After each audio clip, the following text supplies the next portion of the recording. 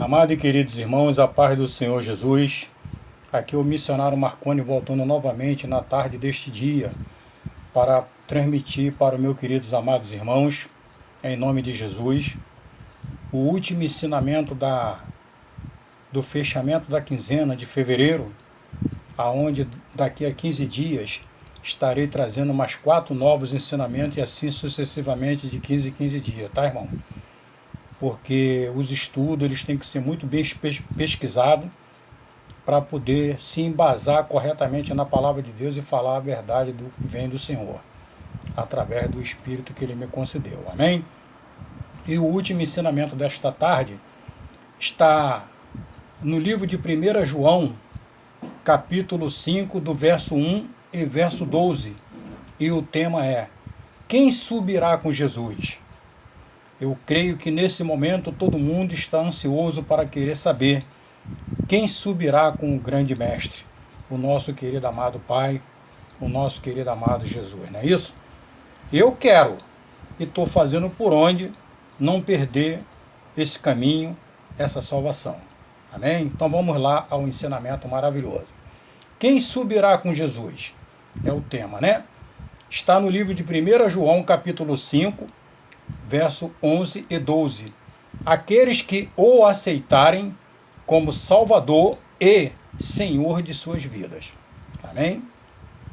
Como também o nosso livramento de morte é por Jesus. É Ele que nos salva quando nós estamos em iminente perigo, né?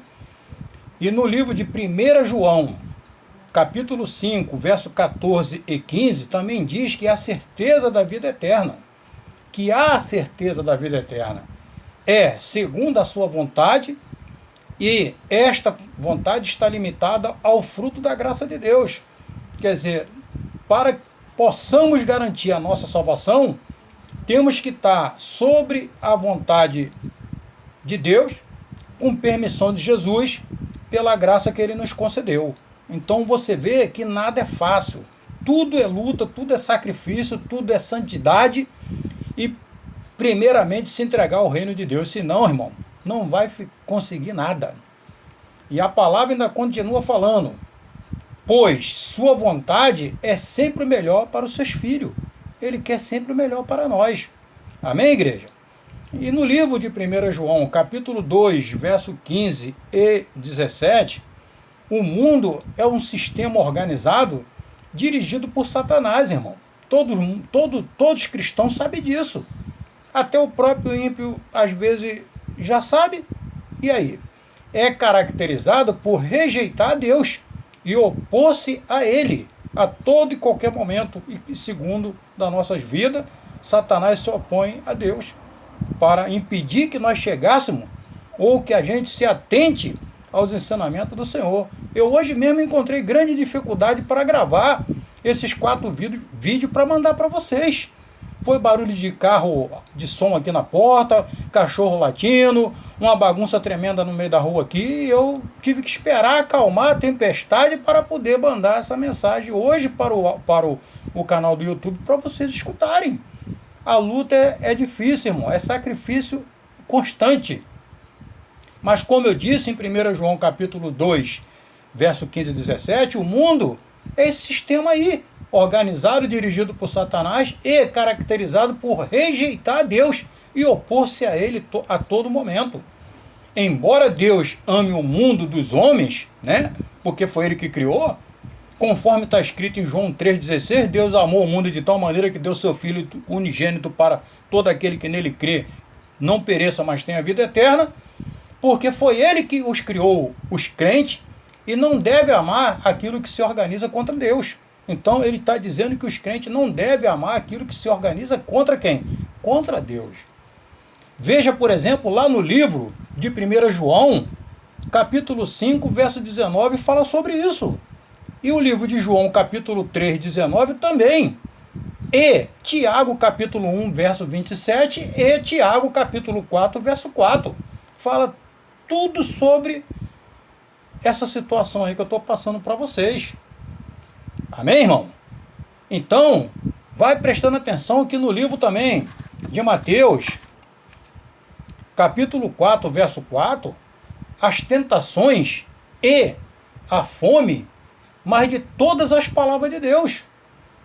Porque as tentações e a fome é uma situação colocada pelo inimigo nas nossas vidas para que nós não se atentamos para ouvir as palavras de Deus. Por isso que diz, as tentações e a fome a gente tem que abominar, mas de todas as palavras de Deus a gente tem que estar ligado. Amém, igreja?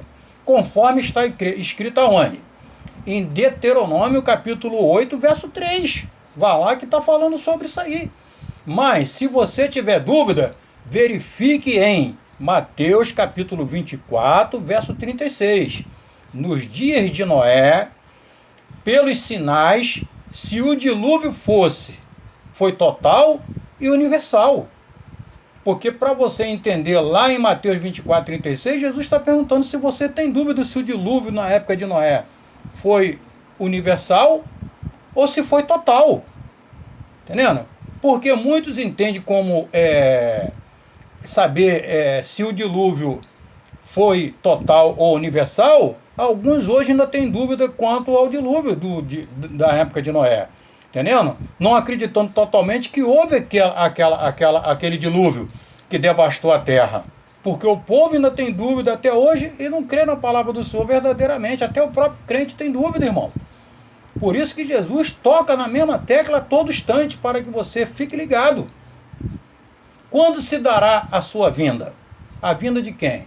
Do Senhor. Uma pergunta que eu faço. Quando se dará a sua vinda? O dia e nem a hora ninguém sabe, irmão. Amém?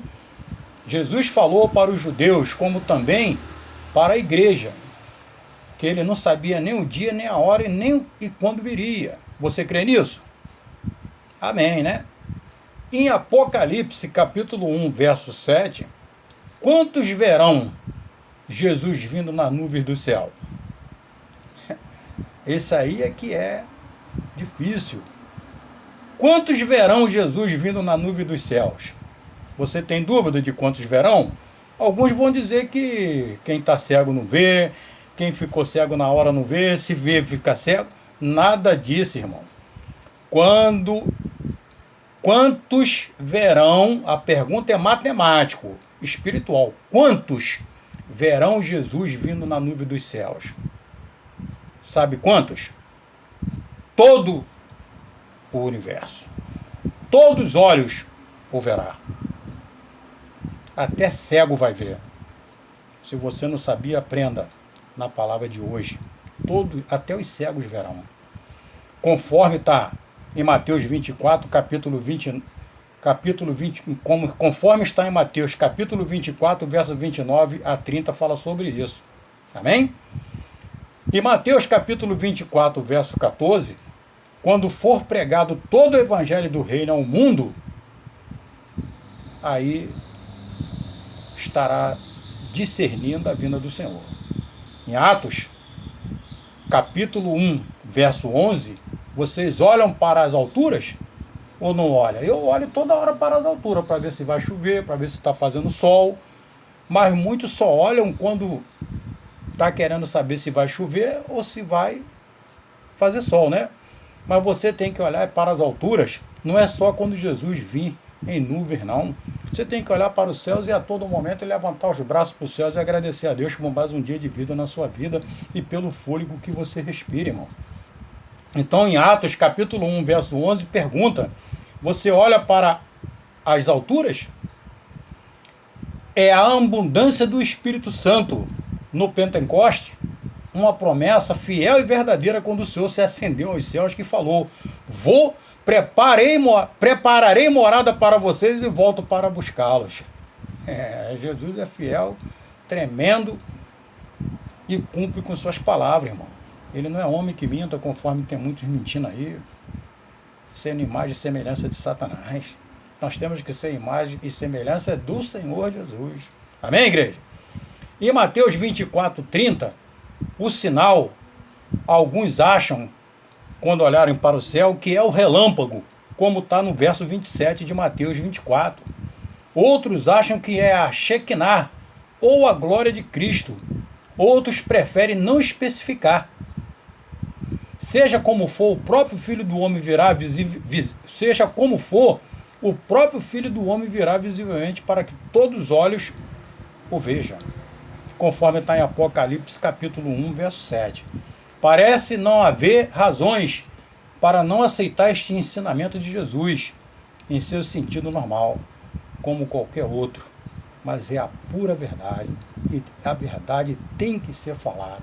Muitos não aceitam, irmão, essa verdade, esse ensinamento, mas é essa a verdade, é esse o ensinamento, doa quem doer. Eu não posso omitir as palavras do Senhor naquilo que eu aprendi. Amém? Que Deus abençoe e até a próxima quinzena, se Deus quiser, em nome de Jesus. Agradeço a tudo pela oportunidade. Amém e graças a Deus. Compartilhe, se inscrevam para que possa assistir maravilhosos ensinamentos com mais de 120 mensagens do missionário Marconi. Fica na paz. Muito obrigado.